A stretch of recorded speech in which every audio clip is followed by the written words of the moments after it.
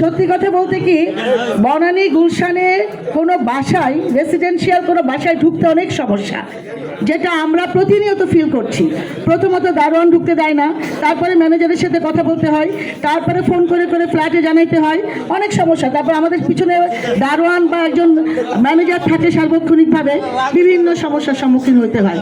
সেক্ষেত্রে আমাদের কিছু টেকনিক ওয়েতে আগাতে হবে, আমাদের ওইভাবে একটা গ্রুপ করে। আর 21 তারিখের পরে যেহেতু আমরা লিফলেট পাবো হাতে, ওই লিফলেট নিয়ে গেলে আমাদের মূল্যায়নটা একটু বাড়বে। কারণ আমাদের বিশ্বাস করতে এখন মানে আমরা অক্ষম যে আমরা ধানের শীষের লোক বা আমরা ভালো লোক, আমরা ভালো কেন করি। আমরা যেটা করব বা করি, কিছু ভদ্র শিক্ষিত সভ্য আমরা যারা 3 থেকে 4 জন আমরা গিয়ে এক একটা ফ্ল্যাটে সুন্দর করে আমাদের যে ভোট চাওয়ার ব্যাপারগুলো এগুলো সুন্দর করে উপস্থাপন করব।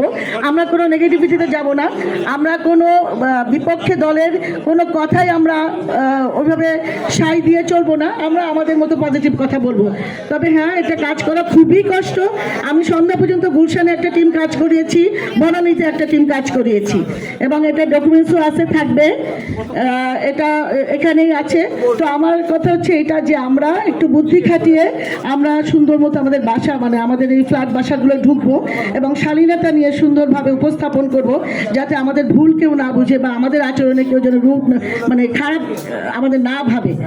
আমরা যেহেতু শহীদ জিয়ার আদর্শের সৈনিক, ধানের শীষের প্রতীক নিয়ে যাচ্ছি, আমাদের আচরণটাও সেরকম থাকতে হবে। আমাদের কিন্তু অনেকেই ছোট করতে চাইবে, বাট আমরা আমাদের আচরণ দিয়ে আমাদের বোঝাবো যে না, আমরা সেই ধানের শীষের প্রতীক যারা কোনো অন্যায়ের সাথে আপোষ করে না। ধন্যবাদ। ধন্যবাদ মানি।